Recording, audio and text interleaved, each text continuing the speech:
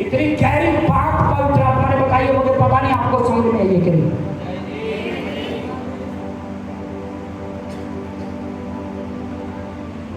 एक व्यक्ति जो चर्च में एक अच्छा विश्वासी दिखाई देता है, जब वो अपना चुनाव गलत करता है तो सारे कलीसिया में वो नंगा हो जाता है। माफ करना मुझे, जो होली स्पिरिट बोलेगा मैं वो ही बोलूंगा। हालेलुया। कितने मेरी बात को समझ रहे? मुझे फर्क नहीं पड़ता मेरी टीचिंग किसी को अच्छी लगती है नहीं लगती, मुझे फर्क नहीं पड़ता मेरा बोलना किसी को अच्छा लगता है कि नहीं लगता। मैं अपने यहोवा परमेश्वर का दूत हूं, मैं आपका दूत नहीं हूं, मैं अपने यहोवा परमेश्वर का दूत हूं।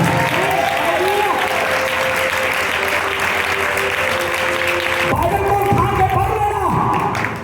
लोगों ने खुदावन की बातों पे चित्त नहीं लगाया। अगर रमेश पॉल की टीचिंग अच्छी नहीं लगती तो कोई बड़ी बात नहीं है। अरे जिन लोगों ने खुदावन की बातों पे चित्त नहीं लगाया वो रमेश पॉल की बातों पे चित्त क्या लगाएंगे? ध्यान से सुन लेना। कितने लोगों को ये नंगे वाली बात समझ में आ रही है? आपको पता है आप घेर चुके हैं जब आप गलत निर्णय लेते हैं। इस व्यक्ति ने गलत निर्णय लिया था, गलत फैसला लिया था, नयोमी ने गलत फैसला किया था, वो भी घिर गई थी, उसको भी घेर लिया था शैतान ने, और इस व्यक्ति ने भी गलत निर्णय लिया और ये भी क्या हो गया? बोलिए, घिर गया। और किसने घेर लिया? डाकुओं ने घेर लिया। और एक बाइबल में स्टोरी है और पुत्र की, वो अपने पिता के घर को छोड़कर निकला, पूरा तृप्त था, सब कुछ उसके पास था, सब कुछ, किसी चीज की कमी नहीं थी,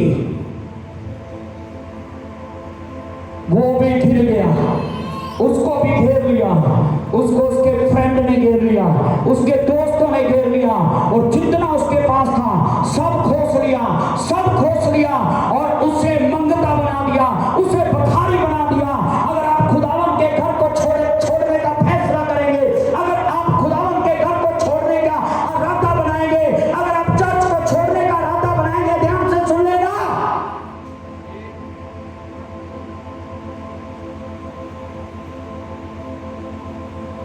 इस व्यक्ति को नंगा किया और उसके पास जो कुछ भी था, बाइबल के साथ चल रहे मुझे, उसको नंगा किया, नंगा करने के बाद मारा पीटा। बोलिए मारा पीटा। फिर से बोले मारा पीटा। आप नयोमी के बारे में रूत की किताब में पढ़ लेना, बाइबल में लिखा वो अपने पति और अपने 2 बेटों के साथ बैतलहम से निकली थी, खुदा के घर से निकली थी, पर जब वो गलत लोगों में जाके फंस गई, गलत लोगों में जाके फंस गई, बाइबल में लिखा उसका पति मरा। मैं ये शराब नहीं दे रहा, ये बाइबल के वचन है, मैं बाइबल प्रीच कर रहा हूं। अगर शराब देना होता तो सीधा देता, सामने खड़ा करके देता। मैं शराब नहीं दे रहा, ये वचन है खुदावन का, और मैं शराब दे ही नहीं सकता, पता है आपको, मैं दे ही नहीं सकता, क्योंकि खुदावन के वचन में लिखा है तुम आशीष देने के लिए बनाए गए हो। आपकी भलाइयों में, आपकी बदियों में भी मैं आशीष दूंगा। हालेलुया। अभी सुने ध्यान से, कुछ लोग सोचेंगे ये तो ठीक है, ये तो बड़ा अच्छा चर्च है, पास्टर हमारी बदियों में भी हमें आशीष देंगे, पर खुदावन के पाक कलाम में लिखा है अगर वो घर उसके जोगे होगा तुम्हारी आशीष वहां ठहरेगी, अगर वो व्यक्ति उसके जोगे नहीं है तो तुम्हारी तू ही आशीष तुम्हारे पास वापस लौट आएगी। सावधान रहना, सावधान रहना। गलत चुनाव करने के बाद यहोवा से आशीष चाहते हैं तो आशीष के लायक हो गए तो आशीष ठहरेगी। अगर कदम गलत उठाए हैं, रास्ता गलत चुन लिया है, मार्ग गलत चुन लिया है, तो आशीष कभी नहीं आएगी, वो वापस लौट जाएगी देने वाले के पास। ये मैं नहीं कहता, ये आपकी बाइबल में लिखा है। कितने लोग मुझे समझ रहे हैं? मुझे आगे लंबा प्रीच नहीं करना प्लीज, और मुझे पता टाइम बहुत तेजी से दौड़ रहा है, प्लीज प्लीज प्लीज। उसे मारा पीटा। बोलिए मारा पीटा। फिर से बोले मारा पीटा। क्या आप चाहते हैं डाकुओं के हाथ में पड़ना? क्या आप चाहते हैं डाकुओं के हाथ में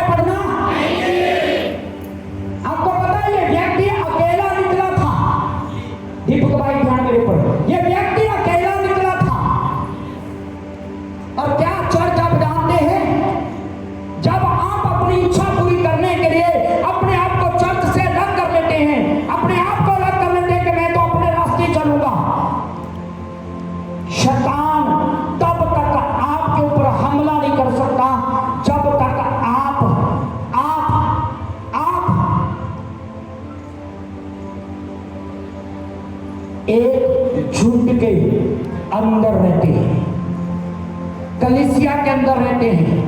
कलीसिया के अंदर रहने का मतलब ये नहीं हर द्वारा के इधर बैठ जाते हैं। कलीसिया के कायदे और कानून में रहते हैं। कलीसिया के कायदे और कानून में रहते हैं।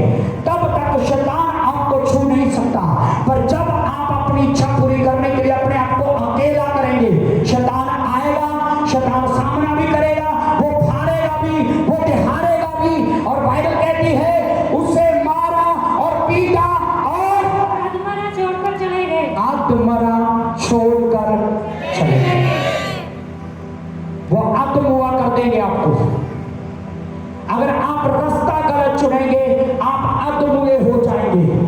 कितने लोग ईमानदारी से मुझे बता सकते हैं जो कभी प्रभु में जीते थे, कभी प्रभु में जीते थे, आप दिनों रात प्रभु में लीन रहते थे। आप जब आपने पाप किया, कितने लोगों ने अपने आप को जिंदा पाया। किसी का अनुभव है यहां? कोई नहीं बोल रहा। अनुभव है, कभी आपने गलती नहीं की नसीब